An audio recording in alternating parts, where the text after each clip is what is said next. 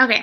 So it looks like the prompt is discuss ways that you believe organizations can prepare leaders at all levels to respond in a crisis, and then consider the discussion, or in the discussion, the communication issues based in the BP, by the BP in the spill and the failure of crisis communication. That whole situation is so crazy how they handled it. They made a movie out of it. I don't know if you guys have seen it, Mm-mm. but it's Horizon. It's like with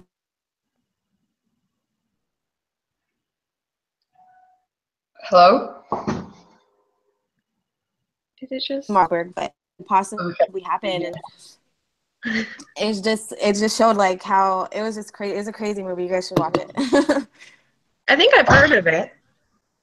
Yeah, it was crazy to watch. I was like, oh, I never want to go in the ocean again. But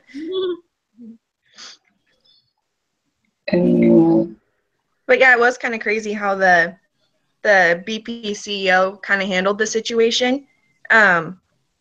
He didn't really consider that 11 people being killed was it was obviously a big deal, but he didn't really take it as a big deal. So kind of the post-crisis leadership he really failed at, because he it said in the book that he took a break from the crisis management duties to attend a yacht race. So his whole company pretty much went up in flames, and he kind of disregarded all the responsibilities that he would have had after the fact, and just took a personal day and went and watched some yacht races. So And well, I think that the biggest reason, like in the beginning, was kind of like a denial of this crisis, and like that he ran to like yachts, so it's like human bias in there, where he failed to recognize the problem. It seems like not a big deal for him, which is scary. The leader doesn't see that happening. He's the leader of a big company. Like, this isn't just some mom and pop star. This is a huge oil company, and hundreds and thousands of lives were put only just on the waters, but also people who use oil and need oil. So he like just didn't even have any regard for anybody but himself, and it's just scary to think that a leader like that has that type of mentality. Mm-hmm. Yeah, and it also said like overconfidence can make crisis more likely, so that's why people really need to be prepared. And it said that BP didn't take safety regulations seriously. They were fined for previous violations before the explosion occurred, and I think the CEO did have overconfidence. He was just like, "Oh, well, we'll be fine," We'll just kind of brush off these little safety regulations that we didn't take seriously, and then that's when the big explosion happened. Yeah, it's kind of like in the chapter it talked about like you have to like know your crisis, or like know the enemy, like in order to effectively lead through the crisis. And it's kind of like they were just disregarding that this would ever be a possibility. Mm-hmm. Like they didn't understand the crisis at hand, or how like big that oil spill could be. They were just like, oh, whatever. Like, since they kind of, like you said, brushed off all the like times that they had been fined before and all the regulations that they didn't really care about. They weren't understanding how big of an issue like this crisis could have been beforehand, until like it just hit them. And then his overconfidence kind of just was like, okay, I'm gonna go take a personal day, go watch some yachts, like kind of step away from it, because he didn't know how to like, or what was really like happening. He was just like, okay, whatever, like I'm just gonna do what I'm gonna do. And yeah, I agree. I think in the book, I think in the lectures too, it spoke about like being prepared as far as like in every aspect of your like organization or business or whatever is going on. Because like they were talking about like on social media, you should look for things that might like damage your company or hurt it. So always be prepared like in every aspect, So, and I think afterward too, I think that's like the most crucial part of an organization. So being able to like build, or I think the book talks about like being able to rebuild like your company or organization after it is always the big thing. Because even if you can prepare, you can't prepare for natural disasters or things that you don't know are going to happen, you know. So I think afterward, that if the leader comes out and does like a really great like just rebuild like his organization, that'll just make it better for the entire thing, because sometimes they're like inevitable, you know, like they're all going to happen. I can't think of one company who's been like really perfect, or business or organization who hasn't had something bad happen. So yeah, anticipating crisis is very important, I feel, in crisis management, because I mean, if you anticipate it, you can have steps involved, and you know, even if things don't go according to how you planned, you know, you can still look back and say, okay, well, this is what happened, this is what we can do next time. And you know, I think anticipating crisis is really important. And I was gonna say, like Diana said, I feel like communication is important in every step of crisis. Like before, you have to have a plan that is up to date. You know, in the middle, it's that social media. You know, it's another way to contact. Keep updated. You know, keep post. Don't go on like Twitter and try to, you know, go off the topic or something. And then after communication, of just be sincere, honest, and admit that, okay, that happened. We didn't take the action that we had to, but for the future, we have that plan already to go if it's going to happen, and just be apologetic, which we didn't see from leader BP. Yeah, it's crazy how I think social media, you know, is really important in, you know, crisis, you know, because a lot of the natural disasters, you know, that have been happening on the East Coast, and, you know, have a lot of people are looking to social media to gather information and to gather, you know, what to do and who's been affected and all these things. So I thought that's important. Social media has, you know, an important role, you know, now, that type of thing.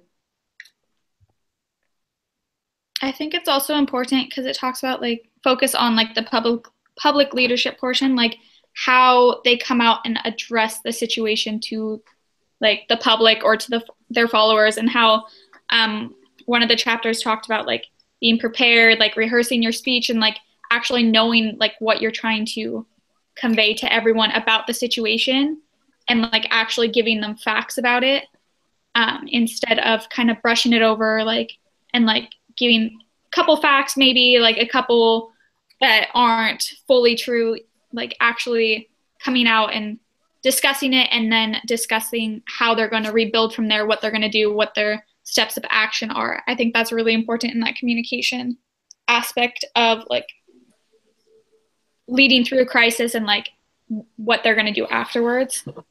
And like communicating to their team as well for like pre-crisis, like these are things that you can expect, or like that might happen, that might come up. As long as they're like communicating with that, then they'll be better prepared for when a crisis actually happens. Then they're just like being like, okay, nothing's going to happen to us, nothing bad's going to happen, like whatever, and then something will hit and it'll be like total like blow up the like company, like, okay, where do we go from here? Like everyone's like not on the same page. Yeah.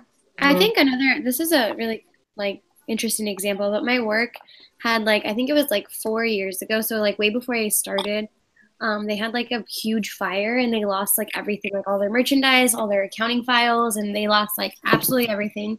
And I think a good thing to not do, because I see that my company still does this, is they bring it up all the time.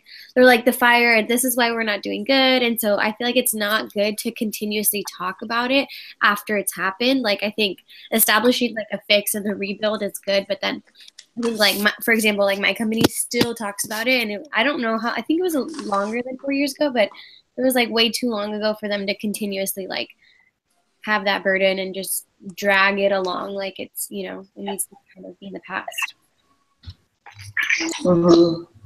Like instead of like bringing it up and being like kind of scared of doing things because like it might happen again, just using that as like a stepping stone for the company and for the business to grow from it. And like, yeah, something like that, if it's like more than 4 years, like they shouldn't still be like scared of doing something or like continually bringing it up and blaming other things on it.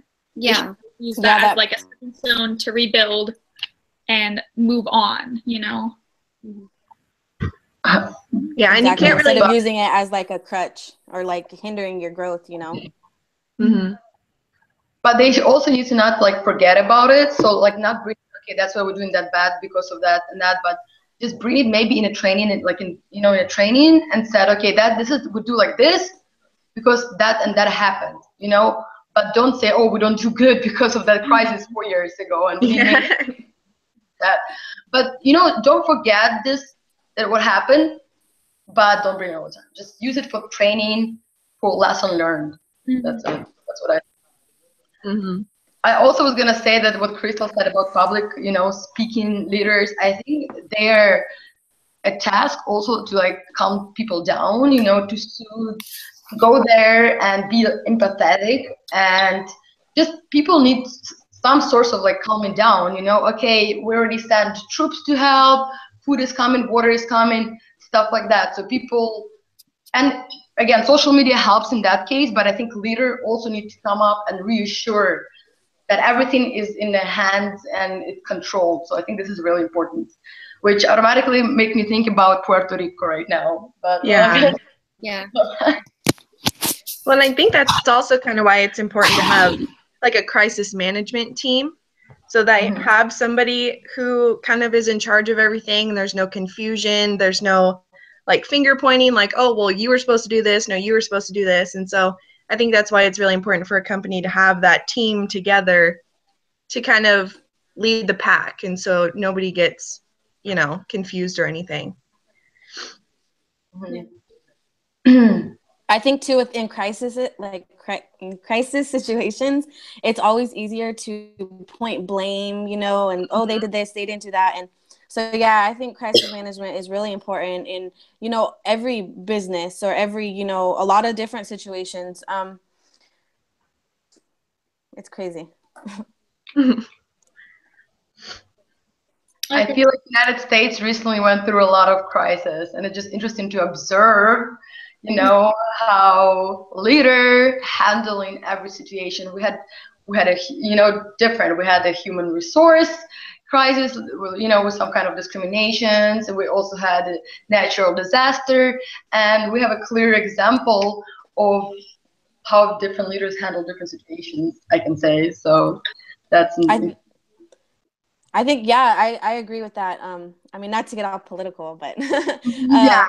I mean, I feel like that there's a potential for crisis, you know, so I hope that leaders, you know, within our country are, you know, taking the steps needed to, you know, prevent, you know, a future, you know, obviously you can't prevent natural disasters, but, you know, in other aspects, you know, with, you know, other countries, you know, should be, you know, not, I don't want to say interesting to see how things play out, but it'll be I would say to see how our leaders deal with it. Yay. all right.